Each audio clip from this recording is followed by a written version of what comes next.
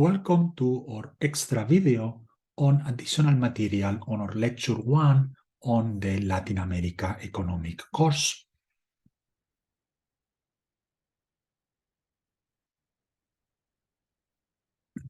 During the main lecture, we didn't have time to get into several additional topics.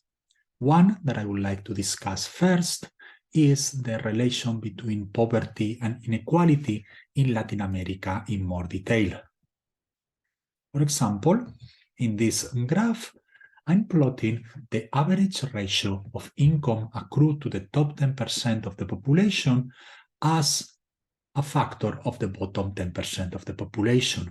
And you can see these graphs are from the Bank, Inter-American Bank of Development Bank, that the ratio is around 22. That is, the top 10% of the population has around 24 times as much income as the bottom 10% of the population.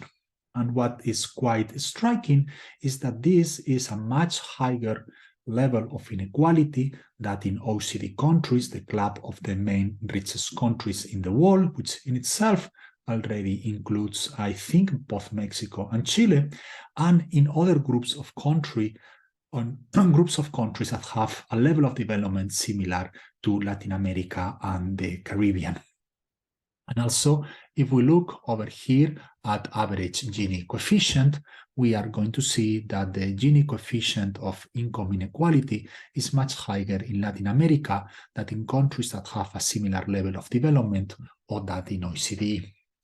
In red and yellow, we have a similar measure in both panels, except that now we are looking only at the percentile 75 and the percentile 25. That is, we are trimming the distributions from the very poor and the very rich. And that tells us that even when we are looking at the middle of the distribution, there is still quite a bit of inequality in Latin America, and in this case also the Caribbean, in comparison both with richest countries and with countries with a similar level of development. We can also look at other measures of inequality, such as pre-tax income shares. And over here, you can see that the income share before taxes in Latin America and the Caribbean is much higher. The percentage of income that goes to the top 1% is much higher than the OECD, and in countries of similar development levels is the same for the 10% when we look at the top 10%, and conversely, when we look at the bottom 50%, they get much less than in the two comparison sets of countries. We can also look at inequality from the perspective of social mobility. And if we look at the average relative intergenerational educational persistence, that is, how persistent is your education as a function of the education of your parents, we see that Latin America and the Caribbean area has much more persistence, around 0.45, than the OECD, which is below 0.3. In that particular case, Latin America is not that different from other countries of similar development characteristics. And if we look at the 75 and 25 percentile, again, we have a very similar finding. We can also look at the evolution of inequality in Latin America over the last 30 years and recall what we were saying in the main lecture, that some of these numbers have improved over the last decades. And in fact, we see that the Gini coefficient has been going down from around 53, more or less, to around 57, 58, and that the ratio of income of the top 10 over the top 20 has also going down a lot, from around 50 to around 25, 26. Still much higher than in other comparison countries, but much better.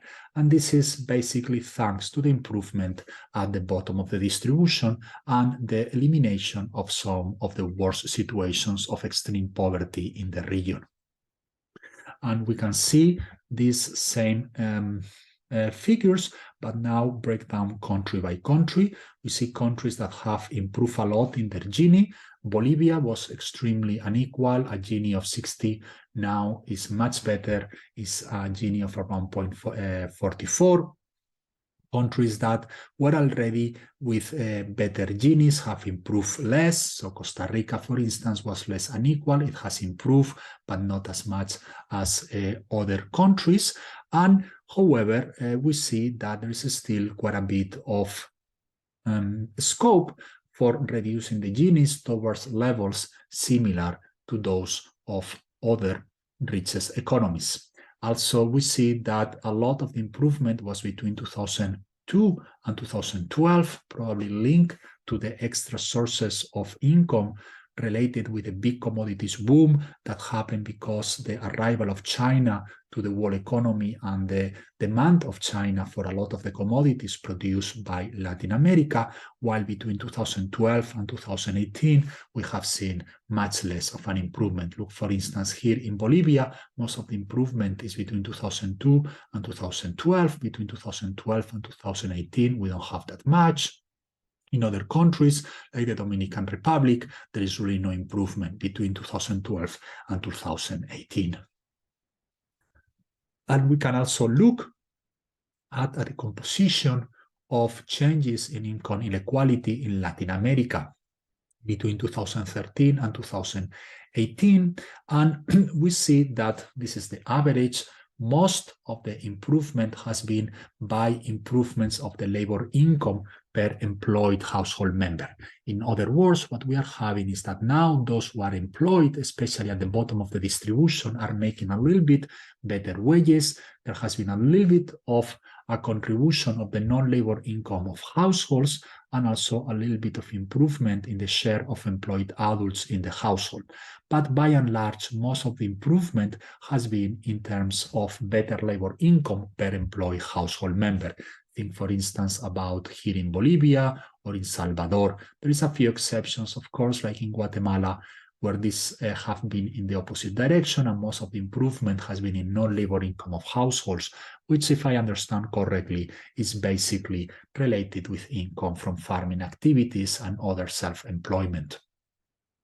And if we look at the average labor share in the region and in the world, we see that that labor share has not been evolving we see over here that the labor share actually has gone down a little bit in comparison with the global labor share, and that labor share is lower than in the rest of the world. The global labor share is here on the left axis, and that has to do with the fact that within Latin America there is still a lot of self-employees, and we need to think about exactly how much of that is labor share and capital share.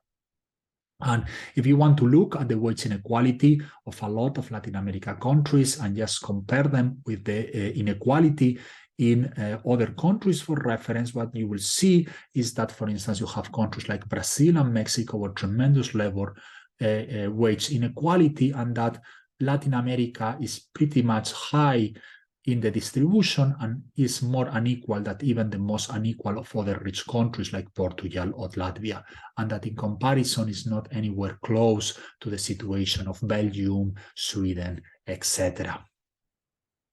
And another thing that is extremely interesting, and I think that a few people don't fully appreciate, is the fact that not only Latin America is very unequal, it's also that the states don't redistribute a lot. And it's not that they don't redistribute a lot because they don't spend a lot, it's because they don't spend very well.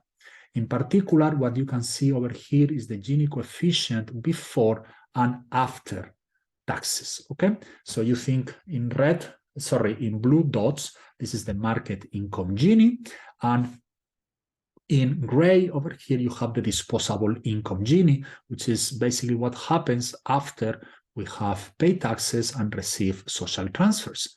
And you see, like a lot of countries, a lot of the rich countries actually do not have a market income Gini that is that different from the market Gini of rich countries. Let's take at Argentina over here. It has this market Gini, which is roughly the same that Estonia, or roughly the same that the United Kingdom, or roughly the same that Croatia, or roughly the same that Finland or Slovenia.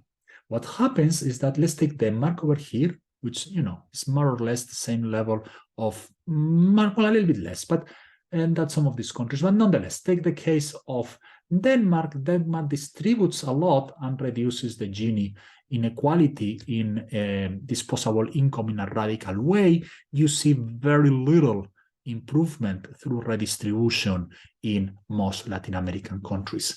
And that comes because a lot of the social expenditures of Latin American countries are heavily biased towards the rich and the middle classes. During the main lecture, we talk about how Latin America actually doesn't spend that little in education. Of course, it could spend more, but it doesn't spend as little as one will suspect. What really makes a difference with respect to South Korea, which was one of the questions in the main lecture, is that a lot of that expense in education is biased towards the elite universities, where a lot of the upper middle class go, instead of spending a lot of money in primary education in rural areas. And again, this is an example of the same, but now we are comparing Latin America and the Caribbean against the European Union and the OECD. And what you see is the Gini coefficient from market income is 0.51 in Latin America. In the European Union and OECD is 0.49, so it's not a big difference. When you consider pensions, the Gini now is 0.51. In Europe, it goes down, European Union OECD to 0.37, and that's a reflection of the more generous social security systems in Europe. Of course, this also has the consequence that who knows if the European Union and the OECD will be able to sustain these pensions in the long run. And when you consider also transfers and taxes and all other types of rearrangements, at the end, Latin America goes from 0.51 to 0.54, while the European Union and the OECD goes all the way from 0.49 to 0.23. So there is a lot of redistribution happening over here. There is not a lot of redistribution happening over here. And the reason, exactly as I was mentioning before, is because a lot of these countries don't redistribute in the right way. So this is, again, numbers from the Inter-American Development Bank. And what they do is they look at things like primary education, secondary education, and tertiary education, and they try to look if the expenses, the expenditure, the spending in these different levels of education is pro-poor, that is helping the poorest parts of society, or is pro-rich, is actually helping the richest parts of society. And what you see over here, quite striking, is how, in particular, university education is extremely biased in favor of the rich. Why is this? Well, this is very simple. If you spend a lot of money on having a nice public university, and that public university has zero tuition or close to zero tuition, well, the matter of fact is that most of the people who go to these public universities are going to be from the upper middle class, which basically means that you are paying for the education of the upper middle class. And if you don't supply a lot of very good primary education or pre-primary education, and that particularly hurts the poor, what you find over here is that you are not getting a lot out of that. Now, some countries do better. Uruguay, Argentina, Colombia help their poor. Brazil and Guatemala, El Salvador and Honduras, or even in secondary education, Honduras, El Salvador, and Mexico are not helping their poor. So I think that a goal of policy could be thinking about how we make Mexico look more like Argentina or Chile in terms of their poor spending in terms of education, in this case, secondary education. Well, I hope that gives you a little bit more of a detailed understanding of inequality in Latin America. This is, of course, a huge issue, and beyond the brief introduction that we are doing over here, we could spend the whole course of the whole 10 lectures talking about inequality. But inequality is also closely related with poverty. You can have relatively unequal societies, but if these societies are very rich, it's not so bad as having inequality in poor countries. And then the natural question is, when did Latin America fall behind? Why is Latin America a middle-income region and not a rich region, as we were saying in the main lecture, North America and Australia, despite the fact that they had very similar initial conditions? Well, here is one of those situations where we are going to have different views of the world. And what I'm going to do in these cases during the course, and all the other faculty is going to try to tell you what the main views are and let you a little bit decide which of these views you find the most convincing. Or even better, we may convince you to actually undertake research on your own and maybe change the views of the profession. We really want you to start thinking about writing papers on this area. So one theory about when did Latin America fall behind is the colonial period. And these are ideas related with Engerman and Sokolov and with Allen, Murphy, and Schneider. And this has been historically in the, I would say, the last century or so, a very common view. And for instance, this will come from the Madison data set. As you probably know, Angus Madison was a world leader in putting together data set of income per capita in many countries over the centuries. The problem, of course, of doing such endeavor is that it's extremely complicated, and the more you go back in time, the more of a guesswork you are actually undertaking. But if you look at the Madison data set, you will see that by 1800, you have Colombia or you have Chile, which are substantially poorer than the USA, what will at that time was already the United States or the United Kingdom. It's already the case that Chile is less than 25% the income per capita of the United Kingdom.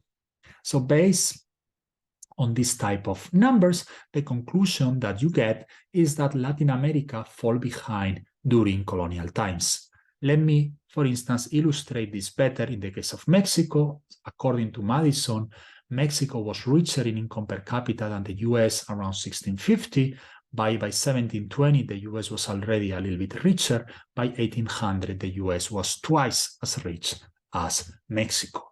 And the same, for instance, Mexico was competitive in terms of income per capita with the UK, maybe a little bit poorer, but not in a different league. By 1800, the UK was nearly 3 times as rich as Mexico.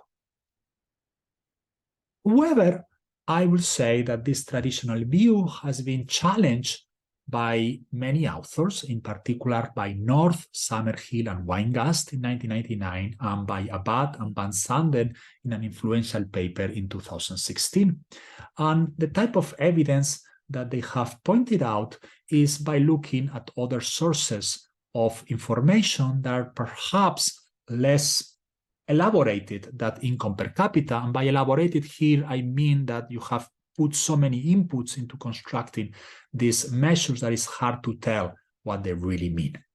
So for instance, you can look at nominal wages of laborers around 1800 to 1820, and what you will see is that the income or the wages in Potosí and Mexico were a little bit below Pennsylvania, which was one of the best areas in the world to be a poor person at that time.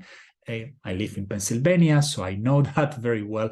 Pennsylvania land is extremely productive, and especially if you were a middle-income farmer or you were a laborer, you could work for a local farm and make a very good income. Pennsylvania was called at the time the poor man's best friend, and London, South England. But except for these very two exceptions, which were really the rich areas of the world at the time, Potosí and Mexico were fully competitive with Amsterdam, with Strasbourg, with Belgium, with Porto, etc. And even Bogota was in the same range that Sweden or Istanbul. So in that sense, and well ahead, for instance, of China or Leipzig or Milan. So in that sense, one cannot really argue at least according to these numbers, that the colonial time was that bad for Latin America. Again, I'm not implying in any way, shape, or form that colonial times were fantastic times. We already talked. First of all, there is slavery. Two, there is coercion of work of indigenous labor. But we cannot either make colonial times these absolutely horrible times that explain everything. It doesn't seem to be the case that colonial times were so bad when we compare with equivalent areas in the rest of the world. We can also transform the wages from nominal into some type of real quantities, and usually the way people do this is by looking at how much grain you can buy with your nominal wages. And the reason for it is because the same nominal wage can buy different quantities in countries that have different price levels for food. And when you do that, actually what you find is that Bogota actually paid very good wages ahead of London, where, remember, in nominal terms, Bogota was poorer than London. You will get a lower wage, but grain was actually quite expensive in London. And the same with Potosí and Mexico, ahead of a lot of other countries. You can also look at the wages expressed in terms of meat, how much meat you could buy. And again, Pennsylvania was the first, but Mexico and Bogota were actually quite good. And Abad and Van Sanden have also tried to build their own measure of GDP per capita in Mexico, Peru, Spain, and England. They only concentrate in Mexico and Peru and not in the rest of the Spanish empire, because those are the two areas where the information is the best. On the other hand, they were also the two centers of the empire with the largest population. So they are relatively representative of the average person. And what you can see over there is that, yes, England was clearly richer than Spain, Peru, or Mexico, but it's not obvious that Peru or Mexico were poorer than Spain at all. And of course, you could say, oh, yes, of course, Mexico and Peru were not that poor, but there was a lot of inequality. Well, yes, there was a lot of inequality, but there was also a lot of inequality in England, and there was also a lot of inequality in Spain. So at least from this perspective, it's hard to argue that from the point of view of the 1800, Latin America was behind. Life was not great in 1800. I want to repeat that. But if you are a traveler in 1800, you are not going to write books about Latin America as a poor area, because it doesn't seem to be particularly poor. Also, some of you may argue, well, maybe the income per capita was good, but a lot of income was being sent to taxes, public revenues remitted to Spain, and you can see that that amount was actually not that high. So in the case of Peru, it was close to zero by the end of colonial times. In the case of Mexico, it was a little bit below 2%.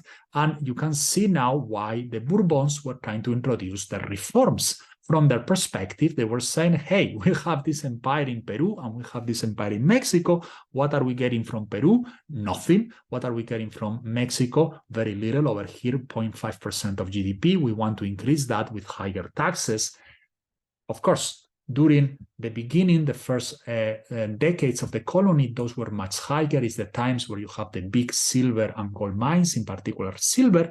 But by the 18th century, the colonies are not really transferring a lot of wealth as public revenue to Spain. So that may not be, or that's difficult to use that as an explanation for the income per capita of the time.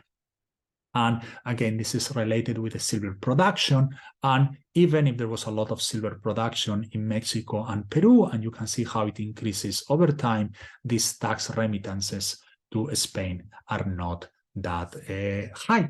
And again, coming back to the numbers by Abad and Van Sanden and their different co-authors over time, you see that the ratio of wages between Mexico City, Potosí, Arequipa, and Cuzco with Madrid are, in welfare terms, in quite equivalent situations. And if anything, it seems that the cities in the Spanish Empire were doing better than in Madrid. And well, that was the reason why a lot of Spaniards at the time were migrating to Latin America because you will make yourself a better life even if you were not very high in the income distribution.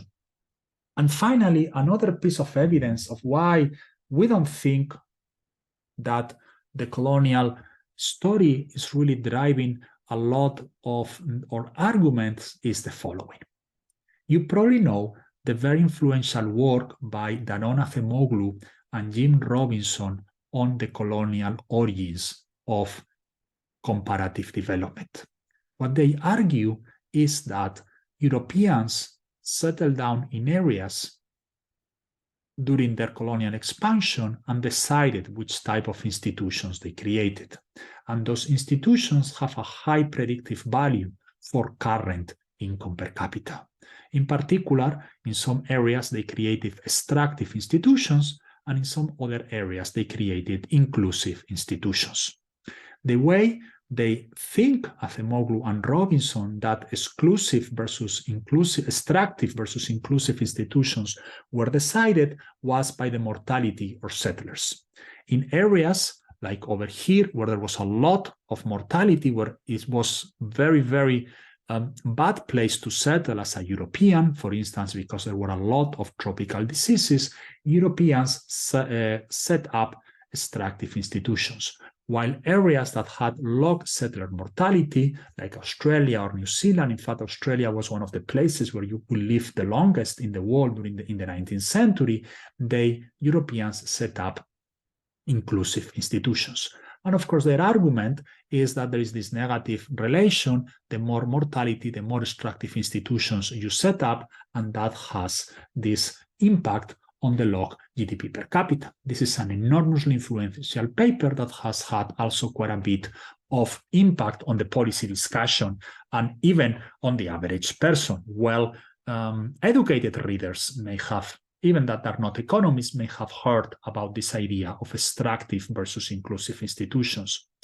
The interesting thing is that if in this cloud of dots we just put in red the countries in Latin America, you basically don't see any relation whatsoever. Okay?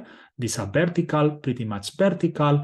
Part of it comes because the log settler mortality seems to be roughly the same in all the Latin American nations, and yet their GDP per capita in 1995, which is the year where Acemoglu and Robinson ran the regression, the data that they use for the regression stays roughly vertical. Okay, there's a lot of variation over there with very little variation in log settler mortality. Of course, a way to think about this is maybe the way in which they coded the log settler mortality is incorrect, and there has been many discussion about the quality of their data, or it may be the case that some of these extractive institutions will have an impact in ways that are different from or mediated through different mechanisms than just log settler mortality. But personally, the way I look at these numbers is, to me, it doesn't look like colonial times, or at least the way Latin America looked around 1800, 1810 is really the key moment where Latin America falls behind. Now, it may be the case that what happened in Latin America during colonial times will have a historical impact on the development of the 19th century. Okay, that's perfectly fine, and that's a very good argument that we could discuss. My point is much simpler. My point is, it doesn't seem in the data that Latin America was poorer than equivalent areas of the world around 1810. Where it seems to be the case is that the Latin America, really loses a lot during the early 19th century. Remember, in the main lecture, we discussed in detail the enormous disruption created by the civil wars and by the creation of the new states and the fragmentation of markets, the rearrangements of trade links, and finally, by the end of monetary and fiscal unions. And another moment where we are going to see a big drop in the income of Latin America relatively to other countries has been, or many economists have argued, is during the interwar period. So let me show you what I have in mind. Over here, I'm plotting the relative real GDP per capita as a fraction of the US. Okay, so the US is always 1, and what we are going to see is how different countries have GDPs per capita as a fraction of the US. So let me pick Argentina. Argentina is here. So around 1860, 1870, excuse me, Argentina was around 60% of the US, and then it has a fantastic time during the second half of the last 3 decades of the 19th century. Argentina becomes one of the largest exporters of wheat, becomes one of the largest exporters of meat in the rest of the country, and in particular, given that the terms of trade, that is the relative price of wheat and meat with respect to manufacturing goods, was so good at the time, there was a moment where it even overtook the US in terms of income per capita. And that's why there were so many Spaniards, so many Italians migrating to Argentina. That's why, when you listen to the Argentina national soccer team, you are going to hear the presence of a lot of people with last names like Messi or, back in the day, Valdano or other Italian last names, and why you are going to have so many Spaniards over there. In fact, if any of you cares about it, most of my family migrated to Argentina at that moment. My grandfather had many sons that were poor farmers, and nearly every single one of them migrated to Argentina, except my grandfather. And that's the reason why most of my family is Argentinian, despite the fact that I myself am from Spain. And nonetheless, after these years of very good relative prices, things were a little bit, prices came back more a little bit to a normal situation. So Argentina fluctuated around 80%. You see over here during this era, it's 80% with respect to the US. The US was already the richest economy in the world. So being 80% of the US economy is pretty cool.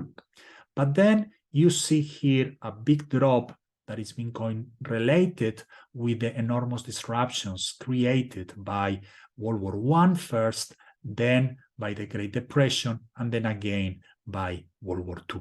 And what you find yourself is that by the end of World War II, Argentina is only around 40% of the income per capita of the US. We have gone from being absolutely comparable, or maybe 80%, to being much poorer. And since that moment, Argentina has had some fluctuations, kind of stabilizes, there is some recovery, and stabilizes around 50% of the US level, and then continues going down, continues going down, continues going down, until the current situation where Argentina is around 1/3 of the income per capita of the US. So the question is, when did Argentina fall behind? Well, basically during the interwar years, and then during the 1880s, 1890s. And we could do similar exercises for every country. I'm not going to bore you, except perhaps pointing out Venezuela. Venezuela is going to be a history, of course, of discovery of oil and the big bonanza of oil prices that is going to push Venezuela nearly to the same level of income per capita than the US. And that's when a lot of Spaniards move to Venezuela. But then again, you are going to see a big drop and a reversion. So the way I think about these numbers is suggesting that the history of when did Latin America fall behind is a very complex and nuanced history. My reading of the evidence is that it's probably not during colonial times, and that a big contributor was the first half of the 19th century. Another second big contributor has been or was the interwar years, the Great Depression, and finally the 1980s and the lost decade of the 1980s, and the lack of big recovery from that, and the stagnation of the last years. And the last topic I want to discuss is the relevance of economic history. Okay, so far what I have done both in the main lecture and in this extra video is discuss a little bit historical patterns and discuss also a little bit where the Latin American economies are right now. So why do we think that economic history may help a little bit? Well, because I think that by bringing both economics and history together from a global perspective, we can really understand better the Latin American experience. And this is a road that I like to think goes in both directions. we can look at the historical record and ask ourselves what we can learn from it. I think that economists have tons of things to learn from history. And myself, I think I'm a much better economist than I would otherwise be, precisely because I try to make an effort to learn about history. And by the way, this is just not about history. It's also great to know about political science and social theory and anthropology, even law. The history of legal institutions in Latin America is absolutely fascinating. And maybe one day I may be tempted to lecture about it. But we can also use economics to understand history. I was mentioning before how the sovereign debt defaults feedback into high levels of political instability, or we can think about how the economic conditions of Latin America were behind the populist movements of the 1950s and the 1960s. And economics really provides us with a lot of tools to understand history and to think about history in a deeper way than just the pure accumulation of facts, as the famous saying goes, one darn thing after the other. And that's one of the things I really like about economic history. The great Italian economic historian called Carlo Cipolla talked about economic history as being between two cultures. And in fact, he even wrote a book precisely with this name. And the point he's trying to make is that one of the reasons why economic history is so beautiful is because it forces you to, on one hand, be as rich and nuanced as a historian or a social scientist, but on the other hand, also very theoretically driven, very analytic, very quantitative as an economist. And to me, it's really a wonderful marriage of these two ideas. And something that we are going to try to make in this course is to try to be precise, of course, as precise as one can be in online lectures and given the time we have about the questions to be studied. So before, for instance, we say, when did Latin America fall behind? Well, we went to the data and spent some time looking at numbers. Or we talk about inequality. How unequal is Latin America? Well, let's look at numbers. Or Thursday on the special lecture, you will hear about sources of productivity in Latin America. Why is productivity in Latin America lower? That's a precise question. And we want to put together hypotheses under consideration that should be explicitly specified, they should be logically consistent, and they should be falseable. Okay? There needs to be ways in which you can say, if I go to the data, how can the data tell me I'm not right? No, maybe the data will support it, but what type of data will change my mind about it? And this is particularly relevant because often in social theory and in economics, people put forward theories that once you try to say, okay, what type of data will nullify your theory, they are not able to tell you what that set of observations will be. We are going to be very explicit about the relevant variables and how we should explicitly specify them.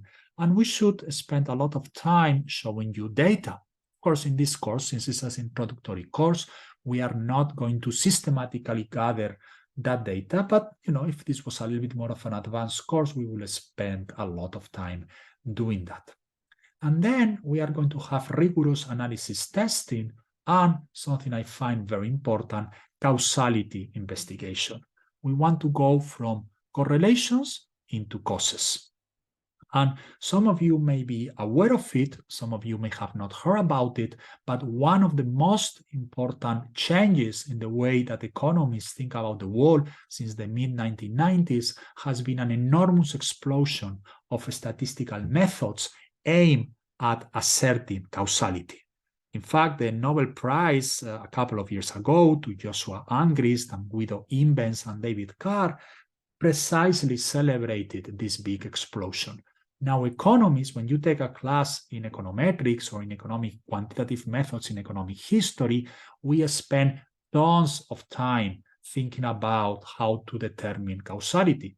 And if you go to my own webpage, I have some slides on global economic history on precisely this type of quantitative methods. So we just don't want to say things like, oh, high tariffs correlate with this particular outcome of economic of income per capita. We want to say things, did high tariffs help industrialization or not? And we are going to try to determine that causality link in a clear and a rigorous way, a statistical way as we can. Let me also wrap up by telling you about a couple of points regarding historiographical traditions. So a very, I think, eloquent Mexican historian, Enrique Krauze, has this great book, Mexico, Biography of Power. It's original in Spanish, but I'm putting it in English if you want to read it in that way, that says the weight of the past has sometimes been more present than the present itself. He's talking about Mexico, but you could say that about pretty much every Latin American country. A repetition of the past has sometimes seemed to be the only foreseeable future. And really, this weight of the past in Latin American conscience, I think, is very, very important. Think about, yes, well, I don't know, I hope not to offend anyone, but I really think that the best piece of literature written in Spanish in the 20th century, probably in the last 200 years, is 100 Years of Solitude, 100 Años de Soledad by García Márquez, and it's a book about history. Of course, within the magical realism, within the very peculiar and enormously creative way in which García Márquez writes, but it's a book about history. And the fact that that's such a central book in the Spanish-speaking tradition is about history says everything. Just even think about even the title, 100 Years. History is there. It's at the very top of the title. And in that sense, I think that in this class, we want to break away from a few historiographical traditions that are very popular in Latin America, and I think that sometimes hurt more than they help to think about the world. First, what I'm going to call the weight of nationalist histories, okay? If you go to a library or a bookstore and search for books on economic history of Latin America, what you often find is the economic history of Chile, the economic history of Brazil, the economic history of Colombia. And they tend to be, about Colombia. And it's great to know about the details of what happens in Colombia. It's great to know about the details of what happened in Mexico. But I really think you learn a lot by putting Colombia or Mexico or Panama or Costa Rica within the context of the whole Americas and with respect to the rest of the world. So we want to brighten the fetishism of the nation state, or focusing on the history of Chile, and really think about how Chile positions itself in the context of the world. Also, we want to break a little bit from the inheritance of structuralism and dependency theory. I don't know how familiar you are with this tradition, goes back to Raúl Prebisch in the 1940s and 1950s. But this historiographical tradition highlights the problems that the world economy imposes on the possibility of economic growth of Latin America in the long run. As I'm saying over there, this is weak history al revés. So what do I mean by that? Especially in the 19th and early 20th century, there was a historiographical tradition in the United Kingdom that Butterfield, a very famous British historian, called weak history. By weak, he was referring not only to the Liberal Party, as you probably know, in England was called the Whig Party, but to this positive idea of, your average history book in 1900, which was the history of the triumph of the British over centuries. We started in the Middle Ages, and then we become better, and then we have democracy, and every step of the way is better and better and better, and everything is going in the right way. And that, was a little bit criticized, but some reason, maybe a little bit too exaggerated, as weak history, as the history of everything is good and everything is getting better all the time. And I always thought that a lot of structuralism and dependency was weak history al revés, weak history the other way around, because it's basically everything is bad and everything is getting worse. And if you read some of the main contributions of that historiographical tradition in the 50s and the 60s, on one hand, you can see that the authors are unhappy often with very good reasons about the economic history of Latin America, but you also get this feeling of everything is bad and everything is only going to get worse.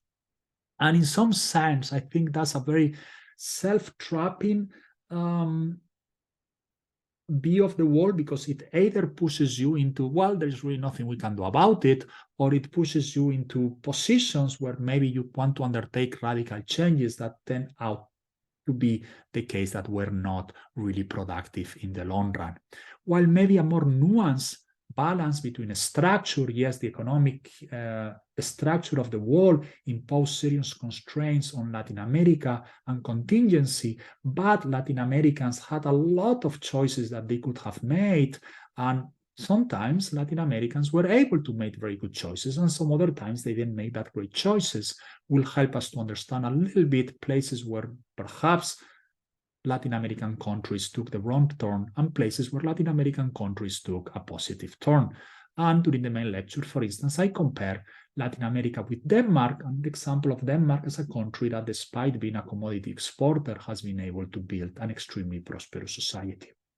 And here I need to tell you about my own biases. I'm not a big fan of culturalist views.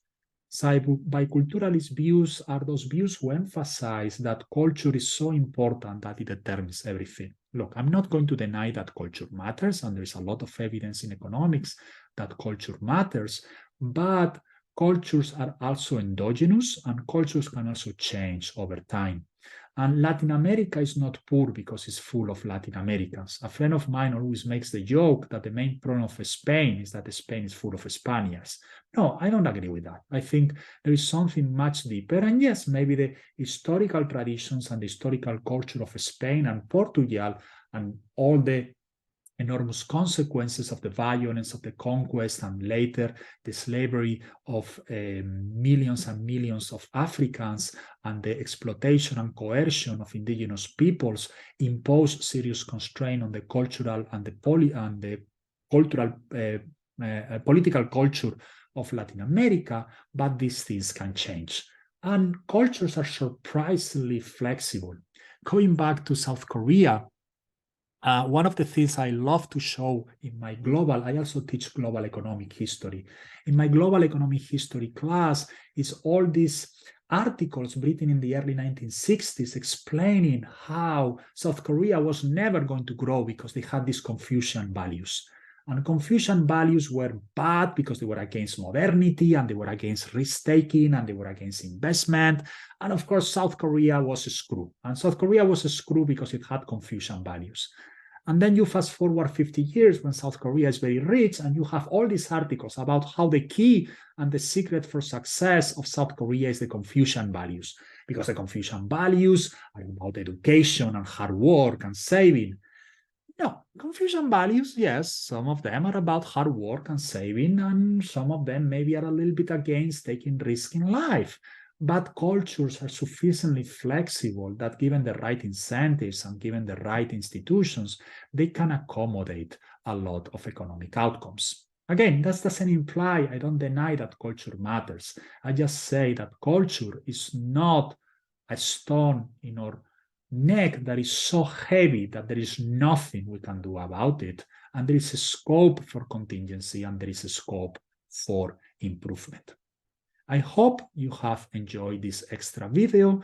I don't think there is anything in this video that is absolutely and strictly necessary to understand the rest of the semester, but I think there is enough additional ideas that they may help you to appreciate better some of the main points we want to cover. We'll see you soon. Thank you.